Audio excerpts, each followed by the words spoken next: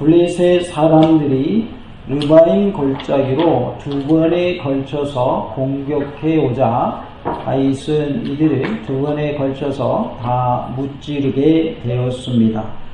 다윗은 두 번의 블레셋과의 싸움에서 하나님께 먼저 묻는 지혜를 보여주고 있습니다. 어떻게 해야 할까요? 하나님께 묻게 되고 그때마다 하나님은 응답하여 주십니다. 그 응답하여 주심에 다윗은 그 말씀대로 행하는 모습을 보게 됩니다. 우리도 어떤 어려움에 처한다 할지라도 하나님께 먼저 묻는 지혜가 있기를 원하고 또 하나님께 응답받아서 하나님께서 말씀하여 주신 대로 행하는 복된 삶이 다 되시기를 원합니다. 아멘. 하나님께서 나가서 싸우라 하실 때에 어떻게 이기게 하시겠다고 했는지 살펴보므로 큰 은혜가 임하는 복된 시간, 말씀 충만, 성령님으로 충만한 시간 되기를 원합니다. 아멘. 나가서 싸우라. 너보다 하나님이 앞서 나아가서 치리라 라고 말씀하십니다. 15절 말씀을 우리 다같이 한 목소리로 받도록 하겠습니다.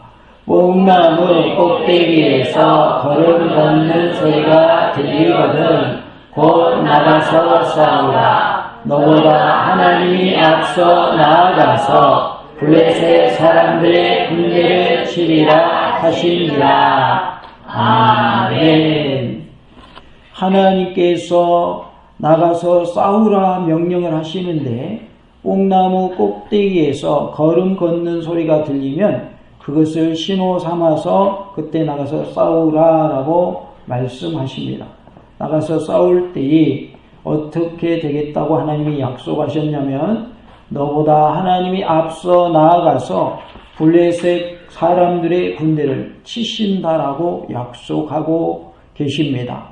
하나님께서 내가 기도할 때에 응답하여 주시면 그 말씀대로 우리가 행할 때에 하나님께서 나보다 먼저 앞서 나가서 싸워 주실 줄로 믿습니다. 그 대상이 마귀라면 마귀와 싸워 이기게 하시고 질병이라면 질병과 싸워 이기게 하시고 삶의 여러 가지 문제라면 그 문제들과 싸워 이기고 극복하게 하실 줄로 믿습니다. 그러하기에 우리는 하나님께 아뢰고 하나님의 응답받아서 하나님이 말씀하여 주신 대로 행함으로 승리하는 은혜가 있기를 원합니다. 특별히 우리가 영혼 구원을 위하여 기도 중에 있습니다.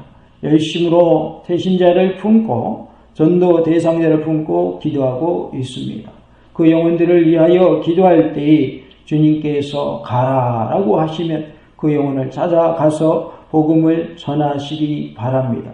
그러면 그 전도 대상자의 마음을 우리 주님이 만져주시고 나보다 먼저 앞서 가셔서 그 마음이 돌과 같은 마음에서 누군가 같이 녹아지는 부드러운 마음, 솜털과 같은 마음이 되게 하셔서 내가 복음을 선포할 때에 그 말씀을 받아들이고 아멘으로 하답하고 예수님 믿고 구원함을 얻는 복을 누리게 될 줄로 믿습니다. 아멘. 나가서 싸우라 라고 하셨는데 우리도 나가서 싸울 때에 하나님께서 나보다 앞서 행하여 싸워 주실 것을 믿는 믿음으로 행해야 할 줄로 믿습니다. 다 같이 합시다. 나가서 싸울 때에 하나님은 나보다 먼저 나가서 싸워 주십니다. 하나님께서 내게 싸우라고 하실 때에는 너 혼자 잘 싸워봐. 그러면 이길 거야가 아니라 내가 먼저 가서 쳐버릴게. 그러면 너는 쉽게 이길 거야 라고 말씀하시는 거예요.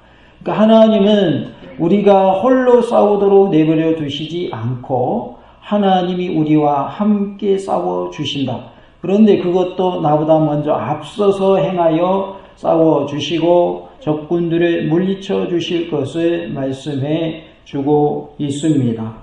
이스라엘보다 앞에서 행하시어 반드시 이스라엘에게 승리를 안겨주실 것을 말씀하고 있습니다.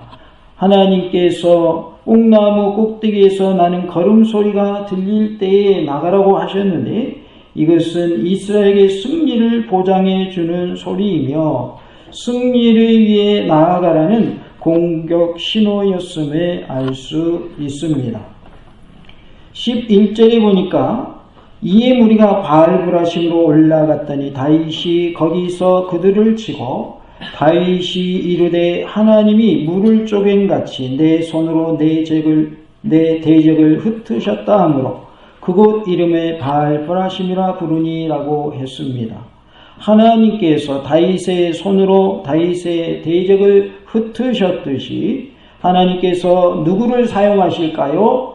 나를 사용하셔서 나의 대적 원수 마귀를 물리쳐 주실 줄로 믿습니다. 하나님께서 누구를 쓰신다고요? 나를 쓰신다라는 거예요. 같이 합시다. 나를 사용하셔서 원수 마귀와 싸워서 이기게 하십니다. 싸워서 이김에 있어서 하나님 누굴 써주신다는 거예요? 나를 써주신다 그 말이에요. 옆에 있는 사람 써주신 것도 참 귀하고 좋은 일이에요. 그런데 나를 써주신 것이 더 좋은 일인 거예요. 그래서 우리는 하나님께 쓰임받을 때에 감사하는 마음이 있어야 할 줄로 믿습니다. 쓰임받을 때에 우리가 편안하게 쓰임받는 경우는 거의 드뭅니다. 왜냐하면 주님께 쓰임받을 때는 시간도 드려야 되고 내 몸도 드려야 돼요. 내 정성을 드리고 내 마음을 드려야 돼요.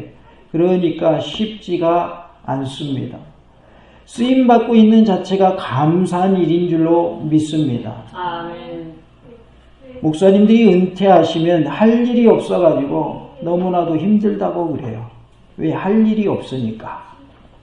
그래서 돌아보면서 그렇게 과거를 떠올리면서 회상하신답니다.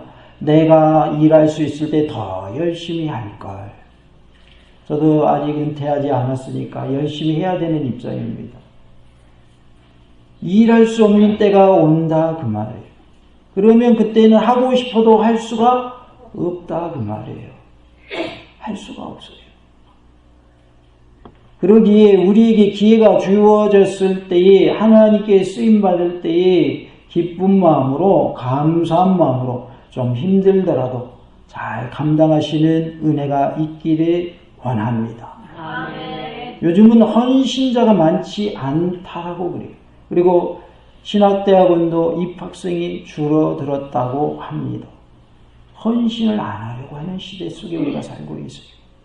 부교육자도 구하기가 참으로 힘들다고 합니다. 도시교회뿐만 아니라 농어촌 교회는 더 구하기가 힘들다고 그럽니다. 왜요? 지방에 와서 부교육자 생활하려고 하는 사람이 많지 않다고 말이에요. 많지. 서울에서도 자기 생각과 맞지 않으면 가지 않는다는 거예요. 하나님의 종이 돼가지고 부자 될 수 있나요? 우리끼리 얘기지만 부자 되려면 목회자일 가면 안 됩니다. 사업을 하셔야죠. 그러면 목회자의 길을 간다면 부자 되려고 하는 생각을 버려야지. 그렇지요?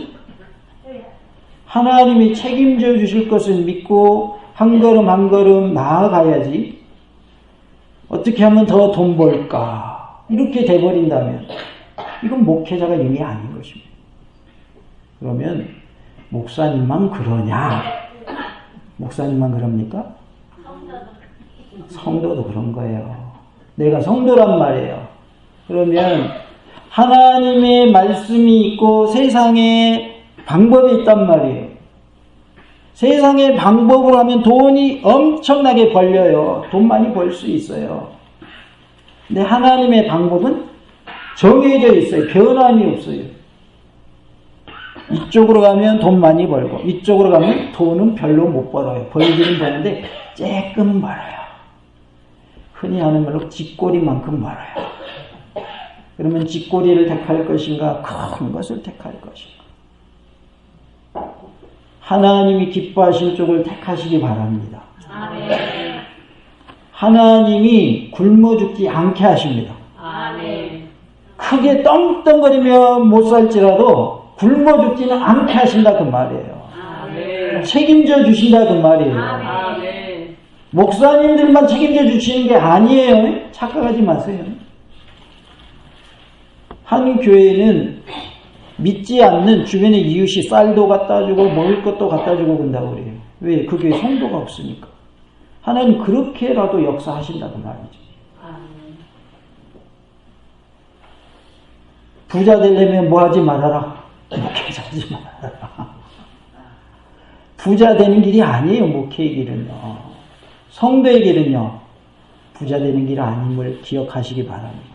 부자 되려고 예수님 믿으세요? 아니요. 잘못 믿고 계시네요. 만약에 그렇다면. 부자 되려고 예수 믿으면 잘못 믿고 있는 거예요. 예수 믿는다고 부자 되는 거 아니에요. 천국 가는 거지. 근데 중요한 것은 부자도 못 가는 거 우리는 갑니다. 어디 갑니까? 천국 갑니다. 그 부자가 예수 믿으면 그 부자도 천국 가요. 그런데 예수 안 믿는 부자는 천국 갈 수가 없습니다. 대통령이어도 예수 안 믿으면 천국 못 가는 거예요. 대통령이니까 천국 오케이 그런 거 없어요. 부자니까 천국 오케이 이런 거 없어요. 예수님 믿어야 돼요. 우리가 끝까지 예수님 잘 믿어서 구원의 복을 누리는 은혜가 있기를 원합니다. 아멘. 하나님은 물을 흩으신 같이 내가 기도할 때에 응답하여 주시사 원수 마귀를 물리쳐 주시고 나의 모든 문제를 해결하여 주시고 전도 대상자의 마음속에 우리 미리 찾아가 주심으로 내가 복음을 전할 때에 그 영혼이 구원의 복을 누리는 놀라운 은혜가 있을 줄로 믿습니다. 아멘. 태신자를 품고 기도하고 전도할 때 하나님께서 태신자의 마음을 미리 찾아가 주셔서 녹여 주실 줄로 믿습니다. 아멘. 다음 주는 우리가 전도하는 날입니다. 듣든지 아니 듣든지 받아들이든지 받아들이지 않든지 전하시기 바랍니다. 아멘. 안 데려와도 뭐라고 안 합니다. 대신에 안전했는데 안 왔다. 그거는 뭐라고 합니다. 왜? 안전했는데 안 오는 건 당연한 거 아니에요? 전했는데도 안 오는 건 제가 뭐라고 안 한다고 말이에요. 왜? 할 일을 했는데 안 왔으니까. 나의 할 일은 전하는 거잖아요. 전했는데 그 영혼이 안 왔잖아요. 그거는 하나님께 맡기는 부분이기 때문에 성령님이 하시는 부분이기 때문에 내가 할 일만 하면 되는 거예요. 그렇다고 해서 데리러 가지 말아라 그런 뜻 아니에요. 또 전도 실컷 해놓고 알아서 와 그러고 데리러 가지도 않고 전화도 안 하고 그런 뜻이 아닌 거 아시죠? 꼭 졸다가 듣는 분들은 목사님이 전도 안 해도 된대 그런다는 거예요. 그런 뜻이 아니잖아요. 하나님께서 앞서 행하심을 믿으시기 바랍니다. 내가 기도하면 하나님이 앞서서 행하시는 그러한 은혜를 허락해 주십니다. 12절에 보면 블레셋 사람이 그들의 우상을 그곳에 버렸으므로라고 말씀을 하고 있어요. 고대 근동 지방에서는 전쟁의 승리를 자기들이 믿는 신이 준다라고 생각을 했어요. 그래서 자기들이 신봉하는 신이 전쟁의 승리를 가져온다라고 생각했기 때문에 당시의 사람들은 전쟁터에도 자신들의 신상을 가지고 갔습니다. 그런데 이렇게 중요한 우상을 블레셋 사람들이 버리고 도망갔어요. 이것은 곧 그들이 얼마나 겁에 질렸고 무질서하게 도망갔는가, 후퇴했는가라는 것을 알 수 있는 말씀입니다. 얼마나 급했으면 자기들에게 승리를 가져다주는 신까지 버리고 갔겠어요. 급하면 뭐 챙길 틈이 있어요, 없어요? 없어요. 우리 집에 불이 났어요. 그러면 일단 몸부터 빠져나오죠. 언제 지갑 챙기고 그럴 틈이 어디 있어요. 몸부터 나와야지. 지갑 챙기다가 무너져 버리면 어떻게 된 거예요? 빠져나올 수가 없는 거죠. 그러니까 급할 때는 몸부터 피하는 거예요. 그러니까 지금 블레셋 사람들도 이 군인들도 급하니까 자기들 신도 내팽개치고 도망가 버린 거예요. 12절에 다윗이 명령의 불의 살은이라 그랬어요. 다윗이 다 불태워버려라 라고 명령합니다. 이와 같은 다윗 왕의 조치는 우상에 대한 하나님의 율법에 따른 행동이었음을 알 수가 있어요. 하나님이 우상을 다 없애라, 불태워라 라고 명령하셨기 때문입니다. 그렇기 때문에 우리는 하나님의 말씀 따라 행하는 모습이 되어야 할 줄로 믿습니다. 아멘. 우상을 내버리라 하셨기 때문에 다 불태우라 명령한 거예요. 다 같이 합시다. 하나님의 말씀대로 행합시다. 하나님의 말씀대로 행하는 복된 삶이 다 되시기 바랍니다. 아멘. 블레셋 사람들이 사울왕을 죽인 후에 사울왕을 죽이게 한 것은 자신들의 힘이 그렇게 되게 했다라고 믿었고 기뻐했었는데 그들은 얼마 가지 못하여 그들이 믿던 우상들은 다윗왕의 단 한마디 명령에 불태워졌고 그들의 소망은 사라지고 말았습니다. 역대상 10장 10절에 보면 사울의 갑옷을 그들의 신전에 두고 그의 머리를 다곤의 신전에 단지라 그랬어요. 사울을 죽여가지고 그의 목을 달아놓은 거죠. 그래서 자기들이 믿는 신이 이기겠다 이렇게 생각을 했는데 지금은 어때요? 상황이 바뀌어가지고 도망가기에 바쁜 거죠. 우상을 숭배하는 자들의 허무한 종말을 알 수가 있습니다. 전능하신 하나님 외의 일체의 대상에 의탁하려는 행위는 실로 어리석기 짝이 없는 것입니다. 아무런 힘도 없는 우상을 섬기지 말고 전능하신 하나님만을 섬기는 삶이 다 되시기 바랍니다. 다 같이 해봅시다. 우상을 섬기지 말고 전능하신 하나님만 섬깁시다. 모두가 하나님만을 섬기는 삶이 될 수 있기를 원합니다.